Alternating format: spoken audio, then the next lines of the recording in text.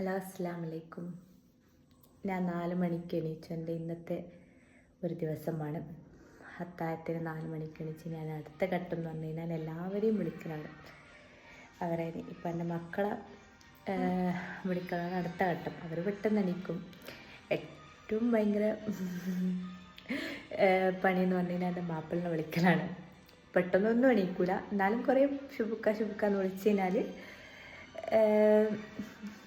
എന്നാലും കുറച്ച് സമയം ഇങ്ങനെ 4:30 മണിക്കെങ്കിലും എണീക്കും. മക്കളെ ഇനി വിളിക്കട്ടെ, മക്കളെ വിളിച്ചാൽ ഓരോരുത്തർ ഓരോ ഭാഗത്തൊന്നും ഇരുന്ന് ഇനി അവരെ വിളിച്ച് ബാത്റൂമിൽ അയച്ച് പല്ല് തേച്ച് ഫുഡ് കഴിക്കുന്നവരെ അവരടുത്ത് ഇങ്ങനെ നിൽക്കണം. അതാണ് എൻ്റെ അടുത്ത പണി. നമുക്ക് വിളിക്കാം. ഇതാ ഞാൻ എല്ലാവരെയും വിളിക്കാൻ റൂമിലേക്ക് പോവുകയാണ്. അലാറം ഇങ്ങനെ അടിയുന്നുണ്ട്, എന്നാലും ഞാൻ വിളിച്ചാൽ അവരെണീക്കും. ആദ്യം എൻ്റെ മകളും മൂത്ത മകനും എണീറ്റും. മകൾ വേഗം ബാത്റൂമിലേക്ക് പോകും. മകൻ എന്ന് പറഞ്ഞതിനും കുറച്ച് സമയം ഇതാ പോയി. മകൻ സോഫമ്മൽ കുറച്ച് നേരം ഇരിക്കും. അവിടെ നിന്നും വിളിച്ചാലേ ബാത്റൂമിലേക്ക് പോകും. പിന്നെ എൻ്റെ ചെറിയ മോനെ, അവനെ വിളിച്ചാൽ ആദ്യമൊന്നും എണീക്കൂല, പിന്നെ നോമ്പെടുക്കണ്ടെന്ന് പറഞ്ഞാൽ എണീക്കും. എന്നിട്ട് കിച്ചണിൽ വന്ന് ഇങ്ങനെ തയ്ച്ചിരിക്കും. പിന്നെ ഫുഡൊക്കെ കഴിച്ചിരിക്കും.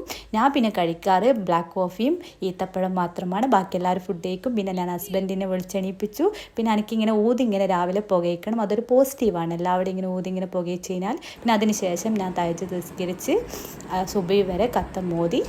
പിന്നെ സുബഹിക്ക് ശേഷം എൻ്റെ മകൻ SSLC പരീക്ഷയാണ്. അവൻ്റെ കൂടെ കുറച്ച് സമയം ഇരിക്കണം, അല്ലെങ്കിൽ അവൻ ഉറങ്ങിപ്പോവും. അവൻ്റെ കൂടെ കുറച്ച് സമയം ഇരുന്ന് പിന്നെ ഞാൻ മുറ്റത്തേക്ക് ഇറങ്ങി. മുറ്റത്ത് ഇന്നലെ മഴയായിരുന്നു. ഇതാണ് എൻ്റെ പച്ചക്കറിത്തോട്ടം. ഇത് ഞാനൊന്നുമല്ല കൈകാര്യം ചെയ്യുന്നത്, എൻ്റെ ഹസ്ബൻഡാണ്. പിന്നെ ഞാൻ ഈ ആകാശത്ത് രാവിലത്തെ കാഴ്ചയുണ്ട്, അതൊരു നല്ലൊരു വൈബാണ്. അതിമനോഹരമായ കാഴ്ചയാണ്. ഇതാ നോക്കൂ, നല്ല അതിമനോഹരമായ കാഴ്ചയാണ് ആകാശം. പിന്നെ ഞാൻ അടിച്ചു വാരി കിടന്നുറങ്ങി. ഒരു 12:30 മണിക്ക് എണീച്ച് ഇതാ ഞാനിങ്ങനെ വോയിസ് കൊടുത്തതായിരുന്നു. എന്താണെന്നറിയില്ല, ക്ലിയർ ആയില്ല. ഇതിൽ പറയുന്നതെന്ന് വെച്ച് കഴിഞ്ഞാൽ ഉച്ചക്കത്തെ പണികളെ പറ്റിയാണ് പറയുന്നത്. പകുതി പണി നമ്മൾ ഉച്ചക്ക് തീർക്കും, എന്നിട്ട് ളുഹർ നിസ്കരിച്ച് അസ്ർ നിസ്കരിച്ചിട്ട് ബാക്കി പണി തീർക്കും. ഈ ഫുഡിൻ്റെതും കടികളതും പിന്നെ ക്ലീനിങ്ങും കാര്യങ്ങളല്ലേ. ഞാൻ ഇന്ന് ഉണ്ടാക്കാൻ പോകുന്നത് ഒറോട്ടിയും ബീഫ് കറിയും ഷവർമ മുട്ട പൊരിച്ച് അങ്ങനെ ഓരോ ഇതാണ്. അതിൽ ആദ്യം കറികൾ ഇന്ന് ഇപ്പം ഉച്ചക്ക് വെക്കും. പിന്നെ അരിയൊറോട്ടിൻ്റെ ഓരോ പണി നമുക്ക് പണി കാണാം. ഞാൻ ആദ്യം കുക്കറിൽ ബീഫ് കറി വെച്ചു.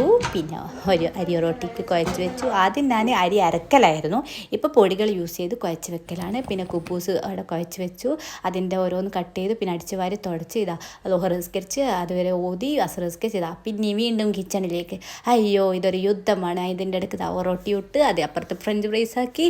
അതിൻ്റെ അടുക്ക് കുറേ കഴുകാനും വൃത്തിയാക്കാനും ഒന്നും പറയണ്ട. മകിരി വരെ ഒരു യുദ്ധം തന്നെയാണ്, യുദ്ധത്തോട് യുദ്ധം. പിന്നെ അതിൻ്റെ ഇടയ്ക്ക് കടികൾ കുറേ പണികളുണ്ടാവും. ഷവർമൻ്റെ ഇത് അയ്യോ ഓരോന്നായിട്ട് ഷവർമൻ്റെ ഓരോന്ന് ആക്കി വെച്ച് അതിൻ്റെ ഇടയ്ക്ക് വൃത്തിയാക്കൽ, മുട്ട പൊരിച്ച് ബാക്കി കടികൾ. അയ്യോ, മകിരി വരെ യുദ്ധം. ഇതാ എൻ്റെ ടാബ്ലോ നിറച്ചും ഇതാ എൻ്റെ വിഭവങ്ങൾ. അതിന് ശേഷം നോമ്പ് തുറന്ന് എൻ്റെ ഫോണ് ചത്തു. അയ്യോ, പിന്നെ ഞാൻ മഗ്‌രിബ് നിസ്കരിച്ച് അതുവരെ ഓതി നിസ്കരിച്ച് തറാബി നിസ്കരിച്ച് പിന്നെ എൻ്റെ ഹസ്ബൻഡ് കഞ്ഞിയും കുടിച്ച് ഇത് നമ്മൾ പുറത്തേക്ക് ഇറങ്ങി. എനിക്ക് ഇടയ്ക്കിടയ്ക്കുള്ള വരാമെന്നാണ് രാത്രി ഇങ്ങനെ വെറുതെ പുറത്തിറങ്ങാം. എല്ലാവർക്കും ഉണ്ടോയെന്ന് അറിയില്ല, എനിക്കുണ്ട് ഇങ്ങനെ വെറുതെ ഇറങ്ങാം. അതൊരു രസമാണ്, വെറുതെ ഇറങ്ങിയാൽ മതി.